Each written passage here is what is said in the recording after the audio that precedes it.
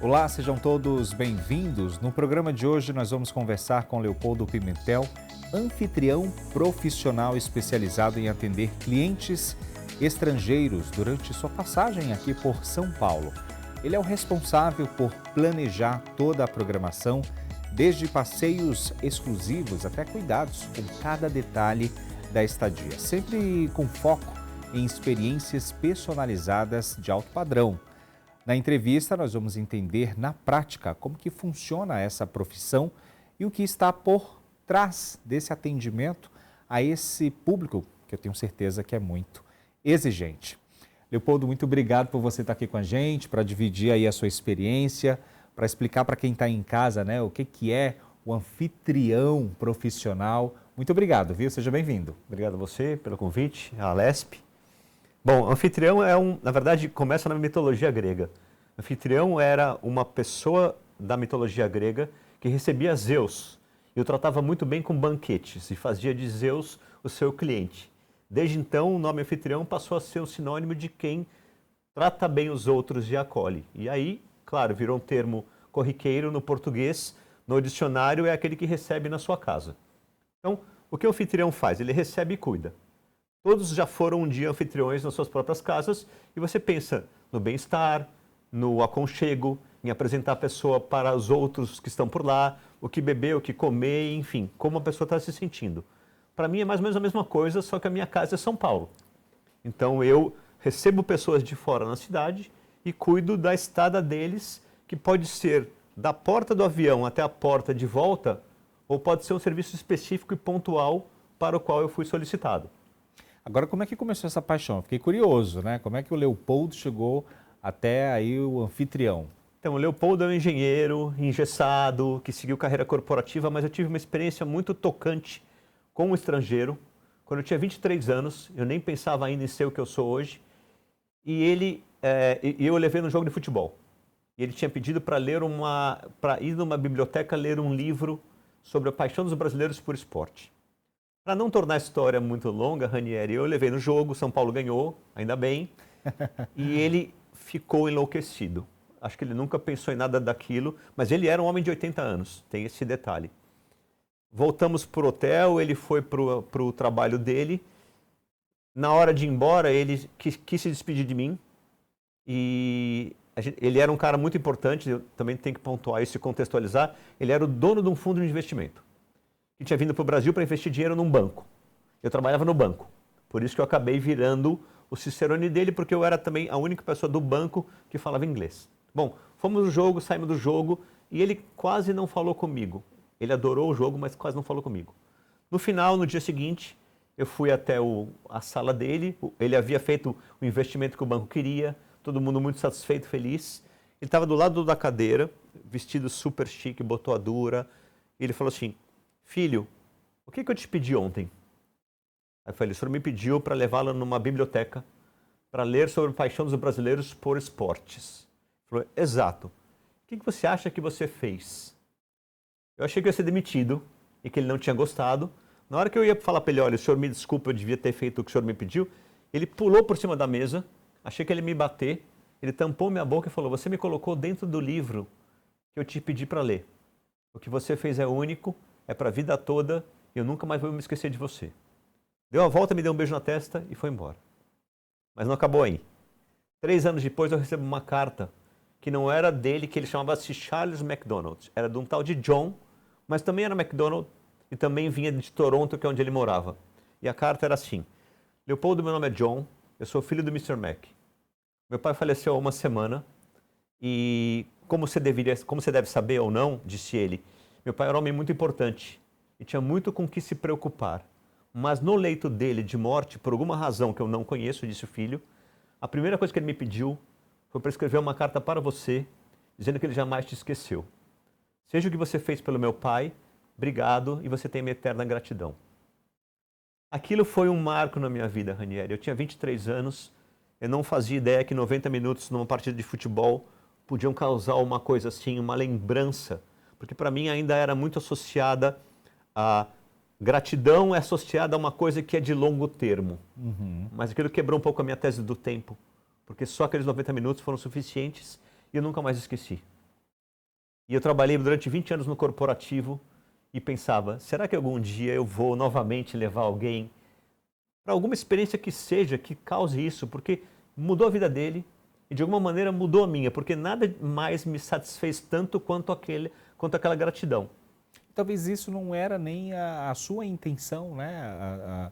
A gente tem meio que o brasileiro é meio conhecido assim, né? De que a gente é solícito, a gente sabe recepcionar, né? Mas talvez ali não tenha sido essa intenção. E isso te despertou. Na verdade, eu só fui encontrar com ele porque foi um pedido do meu chefe. Porque eu sabia falar inglês. Eu não fazia ideia nem quem ele era, nem o que a gente ia fazer junto. Mas aí deu no que deu. E eu passei, como eu falei, anos e décadas pensando, poxa, será que algum dia isso vai acontecer?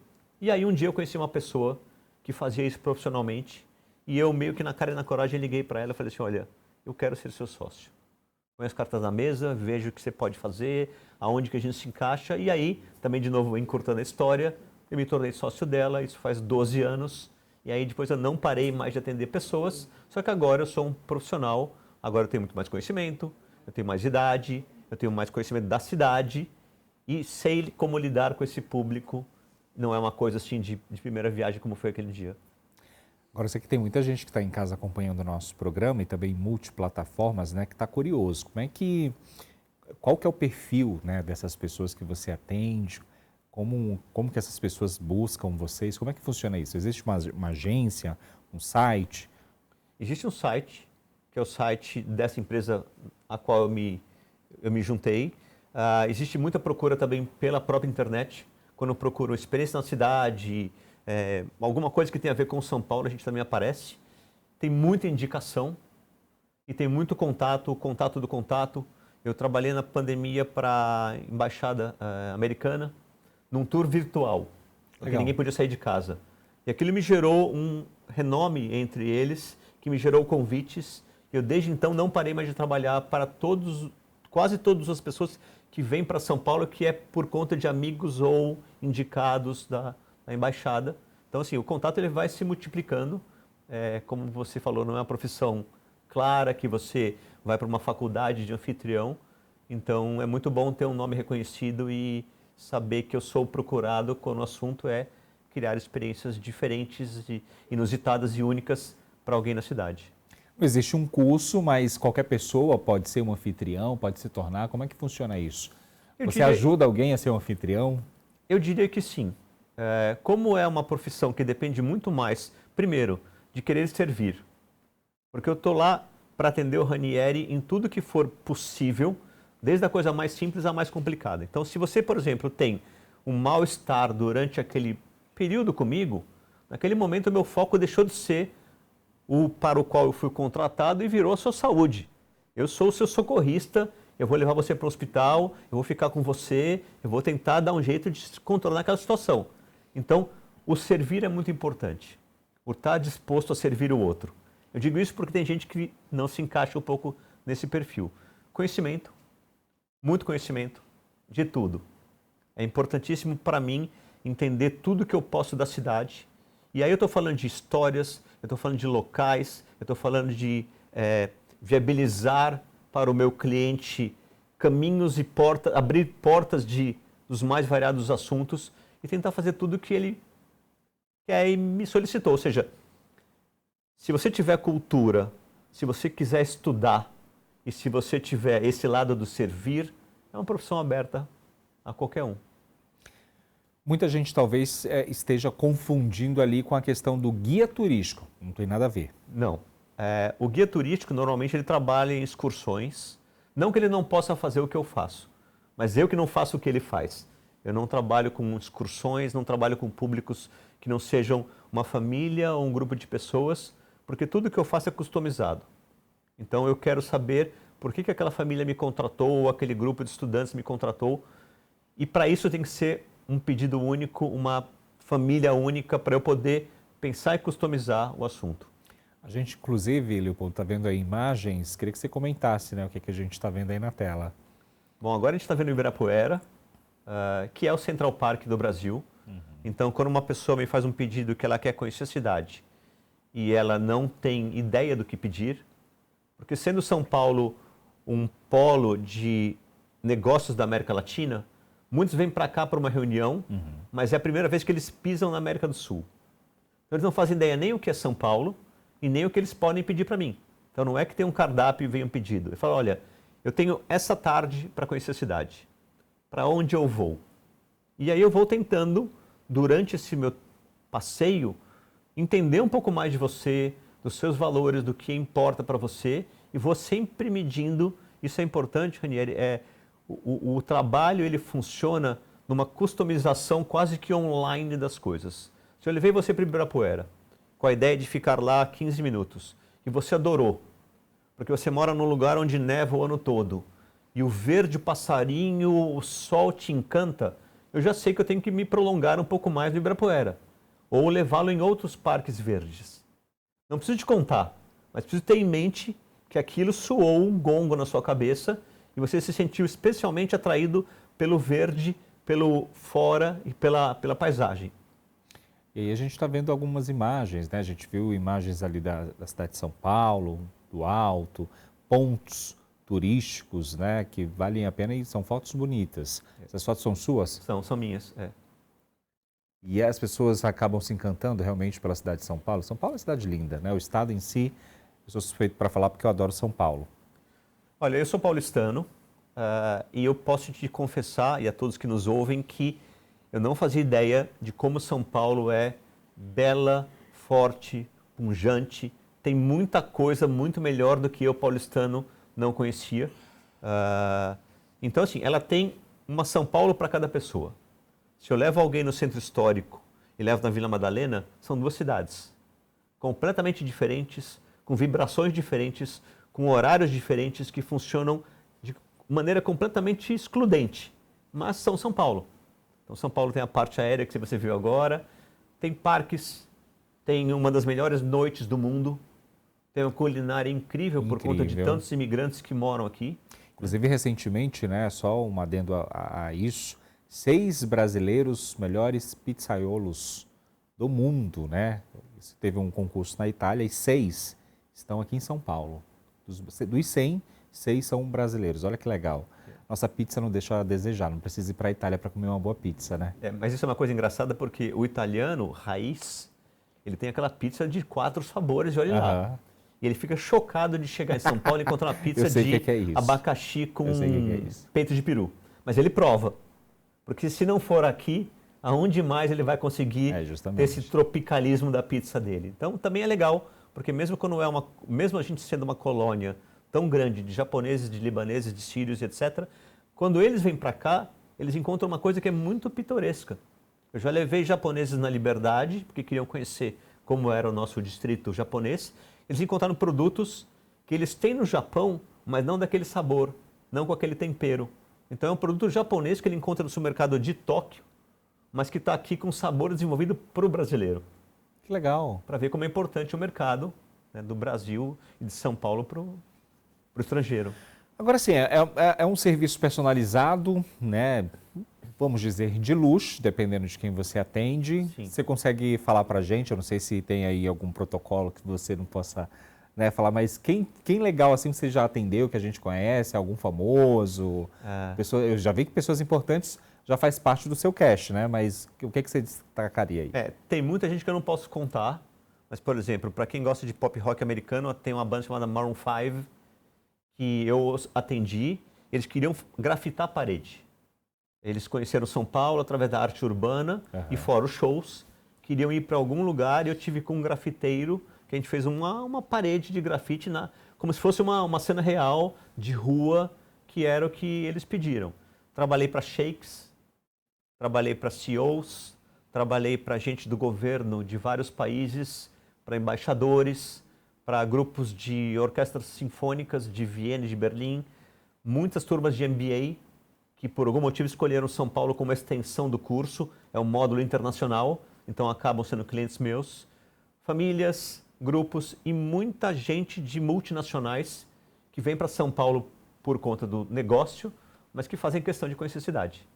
Agora sim, acho que, né, eu sou extremamente curioso, obviamente, você acabou de falar aí, né, sheiks, grandes empresários, né? Sempre tem ali um carinho a mais pelo Leopoldo, além de te remunerar pelo trabalho que você fez, né, ali naquele momento, acho que deve permanecer ali talvez uma amizade, um contato, um network, né, e um carinho, né, talvez ali, vou mandar aqui um brinde do meu país para o Leopoldo, para ele não se esquecer da gente, algum presente, deve ter, não é possível. Não, eu sou presenteado com alguma coisa aqui, né? Na verdade, o presente, a gratidão, a expressão de gratidão acontece no dia do evento, depois do evento, às vezes até é para o concierge do hotel, não é diretamente para mim. Já recebi presentes que eu fui buscar, de coisas que eu falei que nem mesmo eu notei que a pessoa percebeu e que ela me deu um presente já customizado para mim. Legal. Mas fica, principalmente, no meu caso, o contato e a referência.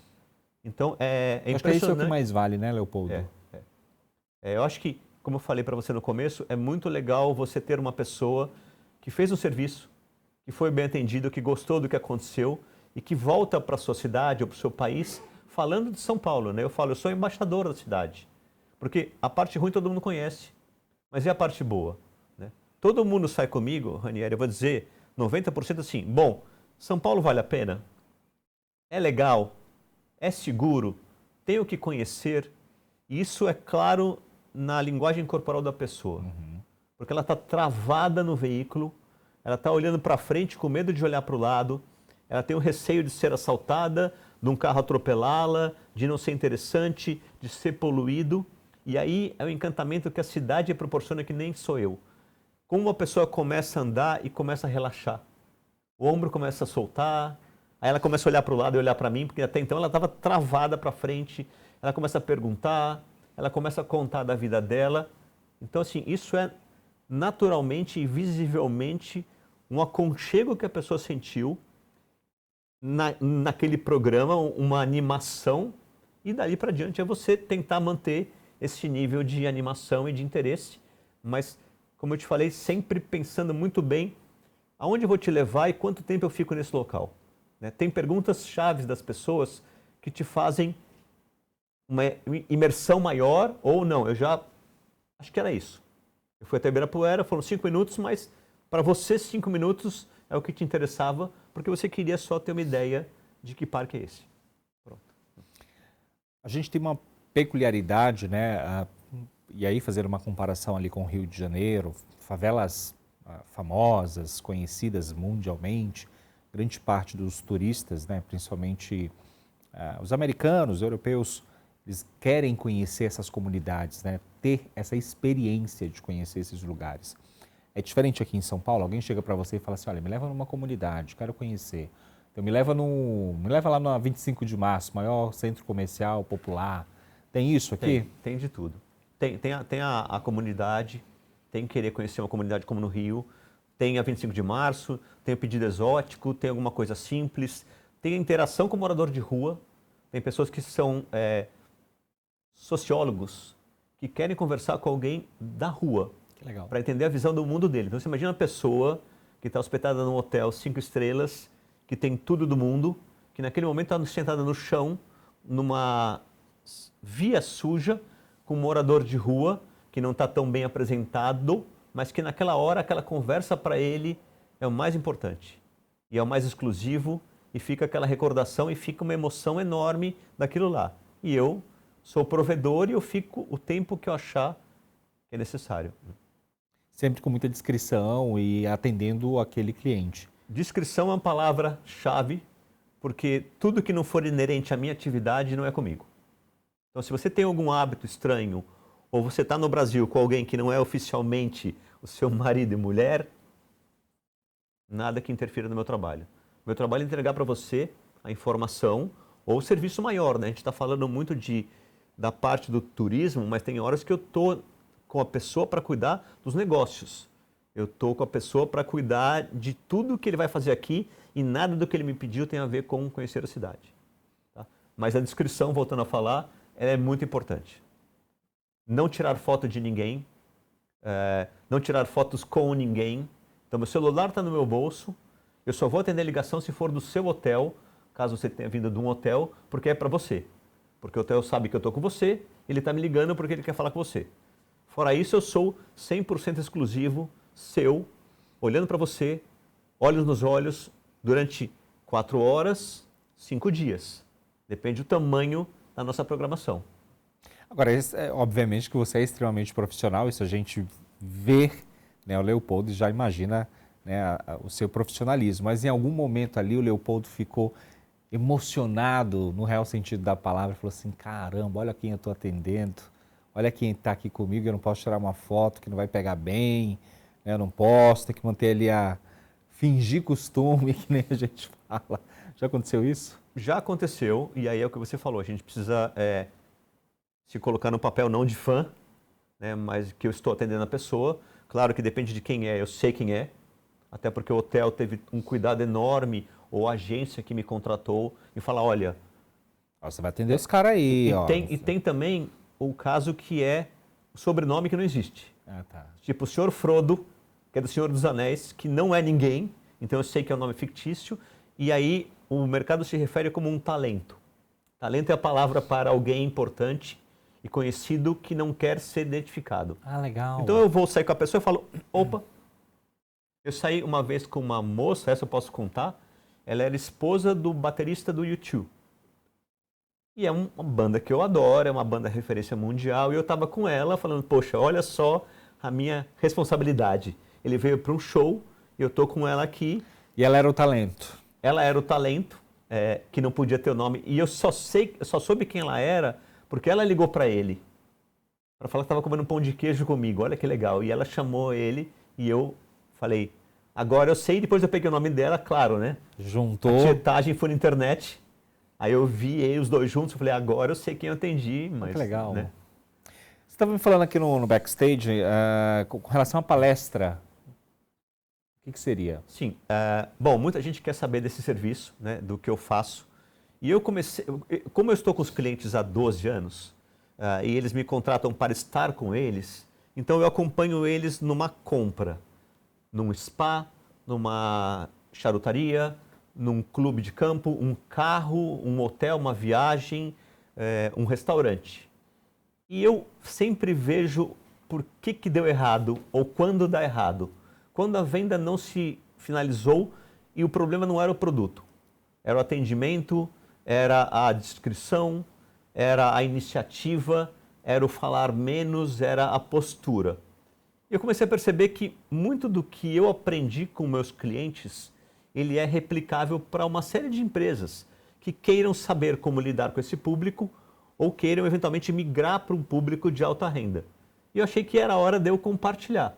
Então, a essência da minha palestra é dividir com quem me contrata um pouco dos bastidores, do que a gente está falando agora, de como eu trabalho, como que é um pré-tour, um preparativo, o que acontece na hora do tour, o que eu mudo, o que eu customizo, como é a pré-venda, a pós-venda no meu caso, mas tudo isso para levar para essas pessoas um pouco das técnicas, um pouco do meu jeito, um pouco das lições que eu tirei e que ela possa aplicar isso no mercado dela.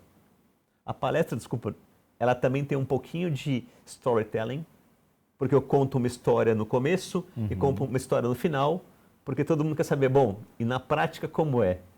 Qual é uma história de encantamento, uma história na qual tudo que você me falou hoje se tornou uma experiência inesquecível. Eu acho que é isso, né? E você divide essa sua experiência. Eu acho que a gente tem, infelizmente, aqui no nosso país, um problema muito grande. E eu já ouvi isso de outras pessoas que moram em outros países, de um atendimento mais humanizado, um atendimento mais personalizado, né? Nós brasileiros, na grande maioria, a gente fala muito alto, nem todo mundo está preparado com esse tom de voz. Então é toda uma questão ali de você ensinar bons modos, talvez, ali na hora de receber essa pessoa. Né? A gente olha para você, a gente sabe que você é extremamente elegante, educado, então tudo isso também tem que ser passado para esse cliente. Né?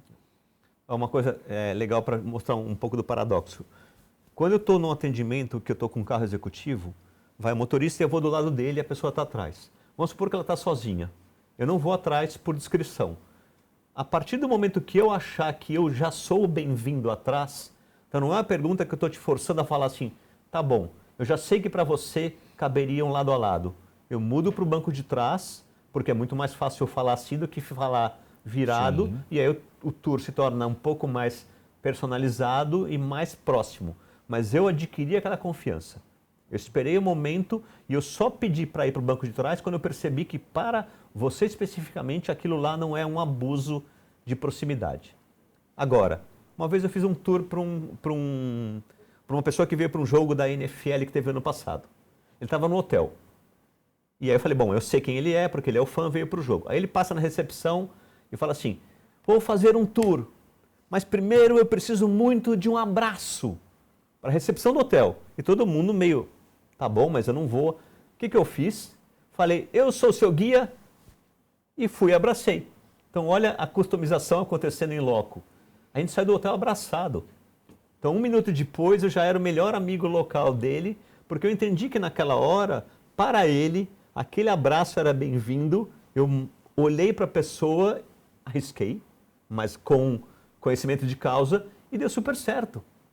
Então, é a customização, né? A descrição, você estar sozinho, eu manter a minha conversa ou o contato próximo de acordo com a pessoa.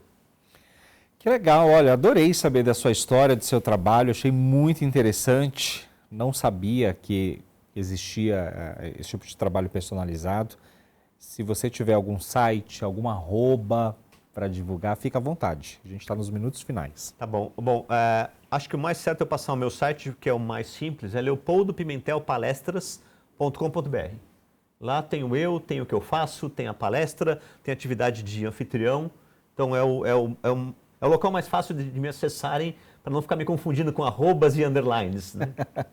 Tá bom, Leopoldo, olha, muito obrigado, muito sucesso para você e volte sempre. Obrigado mais uma vez pelo convite, a você e a Lespe, foi um prazer. Olha, e a gente vai ficando por aqui, muito obrigado pela sua audiência e também pelo seu carinho. Lembrando que nós estamos também nas plataformas digitais. Até um próximo encontro.